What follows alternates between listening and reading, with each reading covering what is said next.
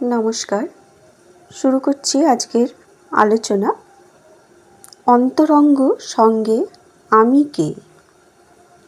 ভক্ত কয়টি যে যার বাড়িতে যখন চলিয়া গেলেন, কেবল মাস্টার ও নরেন্দ্র রহিলেন। নরেন্দ্র গাড়ু লইয়া হাঁসপুকুরের ও ঝাউতলার দিকে মুখ ধুইতে গেলেন।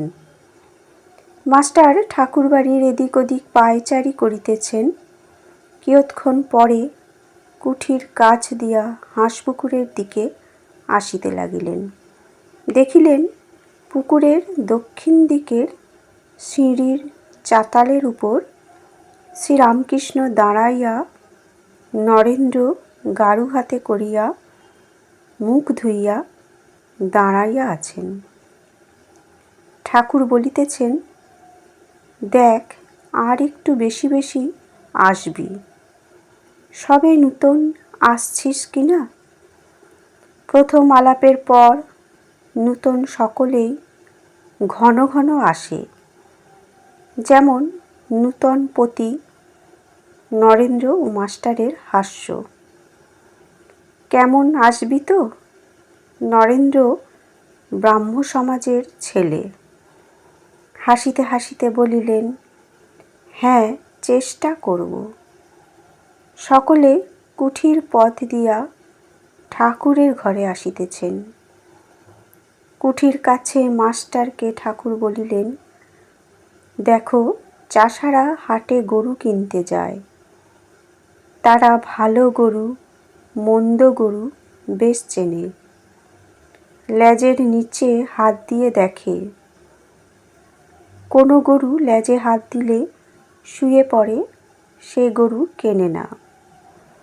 যে গরু লেজে হাত দিলে তিরিং মিরিং করে লাফিয়ে উঠে, সেই গরুকেই পছন্দ করে। নরেন্দ্র সেই গরুর জাত, ভিতরে খুব তেজ। এই বলিয়া ঠাকুর হাসিতেছেন। আবার কেউ কেউ লোক আছে, যেন চিঁড়ের ফলার, আঁট নাই জোর নাই, ভ্যাত ভ্যাত করছে।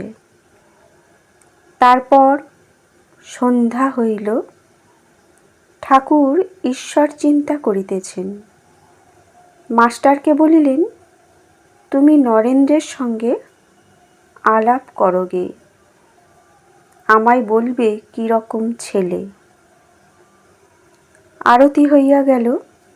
মাস্টার অনেকক্ষণ পরে চাঁদনির পশ্চিম ধারে নরেন্দ্রকে দেখিতে পাইলেন। পরস্পর আলাপ হইতে লাগিল। নরেন্দ্র বলিলেন, আমি সাধারণ ব্রাহ্ম সমাজের, কলেজে পড়িতেছি ইত্যাদি। মাস্টার এইবার বিদায় গ্রহণ করিবেন, কিন্তু যাইতে আর পারিতেছেন না। তাই নরেন্দ্রের নিকট হইতে আসিয়া ঠাকুর শ্রীরামকৃষ্ণকে খুঁজিতে লাগিলেন। তাঁহার গান শুনিয়া হৃদয় মন মুগ্ধ হইয়াছে। বড় সাধ যে আবার তাঁর শ্রীমুখে গান শুনিতে পান। খুঁজিতে খুঁজিতে দেখিলেন মা কালীর মন্দিরের সম্মুখে নাট মন্দিরের মধ্যে একাকী ঠাকুর পাদচারণ করিতেছেন। মার মন্দিরে মার দুই পার্শ্বে আলো জ্বলিতেছিল। বৃহৎ নাট মন্দিরে একটি আলো জ্বলিতেছে, ক্ষীণ আলোক।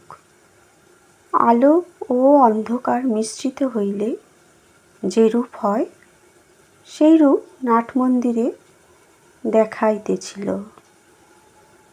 মাস্টার ঠাকুরের গান শুনিয়া আত্মহারা হইয়াছেন, যেন মন্ত্রমুগ্ধ সর্প। এক্ষণে সংকুচিতভাবে ঠাকুরকে জিজ্ঞাসা করিলেন, আজ কি আর গান হবে? তখন ঠাকুর চিন্তা করিয়া বলিলেন, না, আজ আর গান হবে না। এই বলিয়া কি যেন মনে পড়িল। অমনি বলিলেন, তবে এক কর্ম করো, আমি বলরামের বাড়ি কলিকাতায় যাব, তুমি যেও, সেখানে গান হইবে। মাস্টার বলিলেন, যে আজ্ঞা। শ্রীরামকৃষ্ণ তখন বললেন, তুমি জানো বলরাম বসু? মাস্টার বললেন, আজ্ঞে না। শ্রীরামকৃষ্ণ তখন বললেন, বলরাম বসু বোসপাড়ায় বাড়ি। মাস্টার বললেন, যে আজ্ঞা, আমি জিজ্ঞাসা করব। শ্রীরামকৃষ্ণ মাস্টারের সঙ্গে নাটমন্দিরে বেড়াইতে বেড়াইতে, আচ্ছা তোমায় একটা কথা জিজ্ঞাসা করি, আমাকে তোমার কি বোধ হয়? মাস্টার চুপ করিয়া আছেন। ঠাকুর আবার বলিতেছেন, তোমার কি বোধ হয়? আমার কয় আনা জ্ঞান হইয়াছে? মাস্টার বললেন, আনা এ কথা বুঝতে পারছি না, তবে এরূপ জ্ঞান বা প্রেমভক্তি বা বিশ্বাস বা বৈরাগ্য বা উদার ভাব কখনো কোথাও দেখি নাই। ঠাকুর শ্রীরামকৃষ্ণ হাসিতে লাগিলেন। এরূপ কথাবার্তার পর মাস্টার প্রণাম করিয়া বিদায় গ্রহণ করিলেন। সদর ফটক পর্যন্ত আসিয়া আবার কি মনে পড়িল, অমনি ফিরিলেন।